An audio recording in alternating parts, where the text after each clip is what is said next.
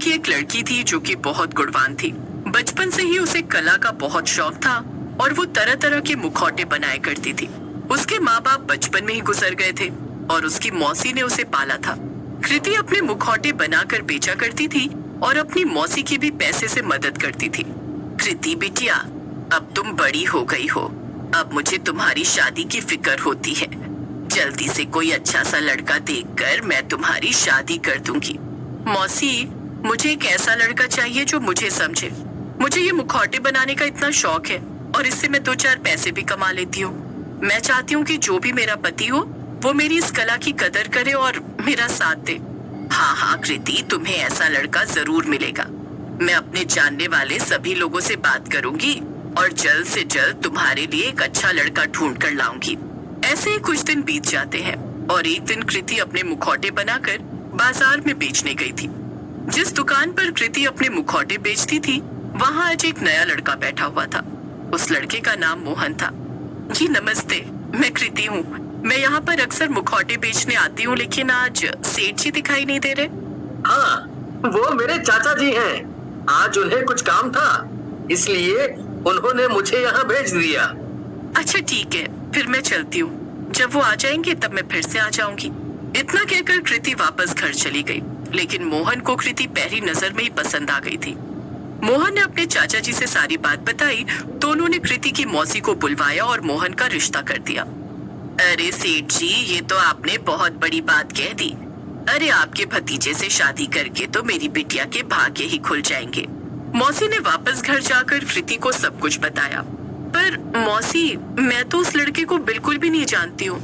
ना जाने कि वो कौन है, कैसा है, और पता नहीं वो मुझे समझेगा भी या नहीं। अरे तू बिल्कुल भी फिक्र ना कर, ऊपर वाले पर भरोसा रख। इतने बड़े खानदान का रिश्ता आया है तेरे लिए, सब कुछ अच्छा ही होगा। कुछ ही दिनों में मौसी ने कृति की शादी मोहन से करवा दी और कृति अपने ससुराल चली गई। ससुराल में कृति मोहन के साथ अकेली रहती थी, क्योंकि मोहन के परिवार में कोई भी नहीं था, सिर्फ उसके चाचा जी ही थे। कई दिन बीत गए और सब कुछ अच्छा चलता रहा, लेकिन एक दिन कृति काम करते करते खुद से बातें करने लगी। शादी को कितने दिन हो गए हैं? मैंने शादी की वजह से अपने मुखौटे बनाने के काम से ब्रेक लिया था, लेकिन मुझे लगता है कि अब फिर से मुझे काम शुरू कर देना चाहिए। मुखौटे बनाए बिना मुझे जिंदगी काफी अधूरी सी लग रही है। इतने सालों से उन्हें बनाते बनाते वो मेरी जिंदगी का हिस्सा हो गए। ठीक है, मैं आज ही मोहन से इस बारे में बात करूंगी। शाम को मोहन ऑफिस से घर आता है और कृति उसे खाना परोस रही थी। मैं आपसे कुछ बात करना चाहती थी। मैं ये सोच रही थी कि अब मैं अपना मुखौटे बनाने का काम फिर से शुरू कर दूं। क्या? मगर क्यों? अब तो मैं कमाता हूँ ना, तो तुम्हें ये मुखौटे बनाने की क्या जरूरत है? मैं पैसे कमाने के लिए ये काम नहीं करती थी, बल्कि ये मेरे बचपन का शौक है। मुझे मुखौटे बनाना बहुत पसंद है और मैं ये काम करूंगी। कृति की बात सुनकर मोहन को गुस्सा आ जाता है और वो खाने की प्लेट फेंक देता है। कहा शौक? शादी से पहले तुम्हें जितने शौक पूरे करने थे तुमने कर लिए।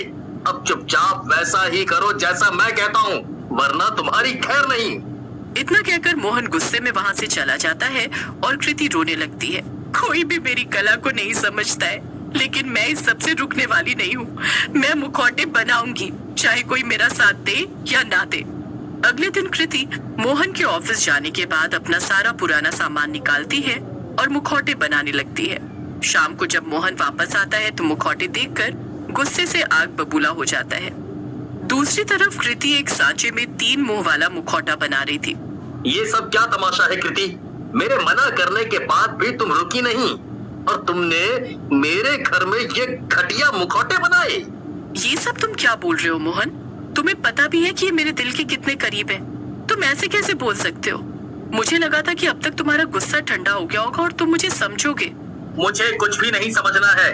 जल्दी से ये सारा कूड़ा मेरे घर से निकाल कर बाहर फेंको। तुम्हारी हिम्मत कैसे हुई मेरे मुखौटों को कूड़ा कहने की? नहीं, मैं इसे बाहर नहीं फेंकूंगी। अच्छा, तो फिर मैं तुझे ही बाहर फेंक देता हूँ। क्या कहा तुमने? तुम मुझे बाहर फेंकोगे? तुम्हारी इतनी हिम्मत? बचपन से लेकर आज तक मुझसे किसी ने भी इस तरीके से। मोहन अपना ये अपमान सहन नहीं कर पाता है और गुस्से से आग बबूला होने लगता है। इतना कहकर मोहन कृति का गला दबा देता है और उसे मार देता है। कृति मरने के बाद एक चुड़ैल में बदल जाती है लेकिन उसका एक नहीं बल्कि 3 सिर थे। मोहन कृति की लाश को लेकर जला देता है और सबसे कह देता है कि कृति गुस्से में घर छोड़कर कहीं चली गई है। एक दिन जब मोहन घर में बैठकर खाना खा रहा था, तभी उसे दूसरे कमरे से घुंघरुओं की आवाज आने लगती है। वो जाकर उस कमरे में देखता है तो हैरान रह जाता है।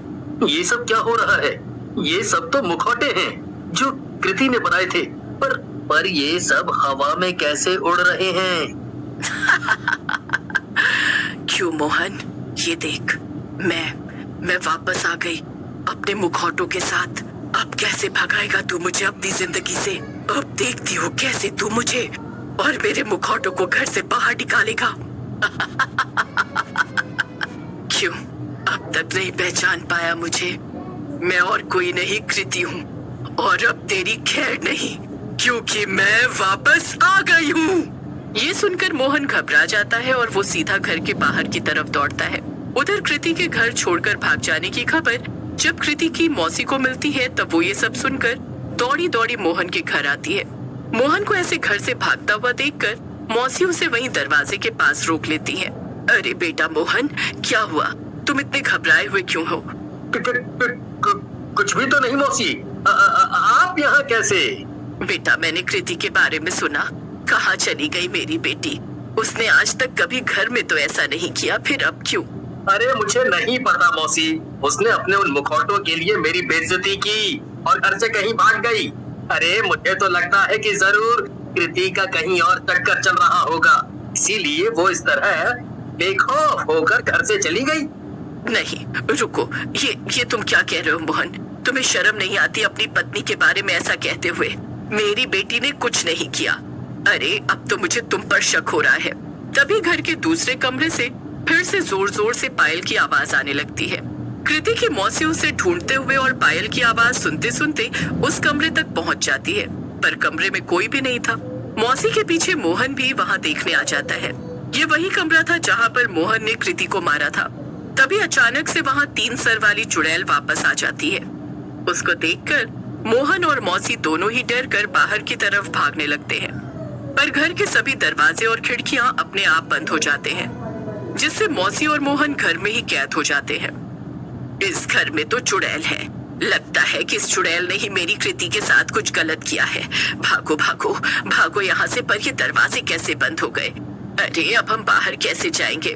बचाओ बचाओ, कृति की आत्मा फिर से आ गई। 3 सर वाली आत्मा, बचाओ बचाओ। पर मोहन की बात सुनकर मौसी वहीं रुक जाती है। क्या क्या कहा तुमने? कृति की आत्मा मतलब वो चुड़ैल कृति थी? कृति मर चुकी है, लेकिन उसे किसने मारा? तभी वहां पीछे से वही 3 सर वाली चुड़ैल आ जाती है और मोहन का गला पकड़कर उसे हवा में उड़ा देती है। बचाओ बचाओ बचाओ, चुड़ैल ने मुझे पकड़ लिया। बचाओ, मुझे सांस नहीं आ रही। अरे कौन हो तुम? छोड़ दो इसे, मैं तुम्हारे हाथ जोड़ती हूँ। मौसी, आप मुझे इसे छोड़ने को कह रही हैं जिसने आपकी कृति की जान ले ली? क्या तुम मुझे मौसी क्यों कह रही हो? और तुम हो कौन? मैं और कोई नहीं, कृति ही हूँ, और इस आदमी ने मुझे मार डाला सिर्फ इसलिए कि मैं मुखौटे बनाना चाहती थी, वो करना चाहती थी जो मुझे पसंद था। इतना कहकर चुड़ैल मोहन को जोर से जमीन पर धक्का दे देती है। बचाओ, कोई मुझे इस चुड़ैल से बचाओ। नहीं, अब तुझे कोई नहीं बचाने वाला।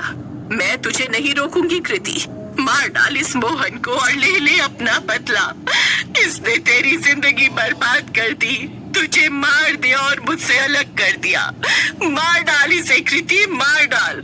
ये सुनकर चुड़ैल बिना देरी किए ही मोहन को फिर से गला पकड़कर उठाती है और उसे मार देती है। मोहन को मारते ही कृति की आत्मा को भी शांति मिलने लगती है।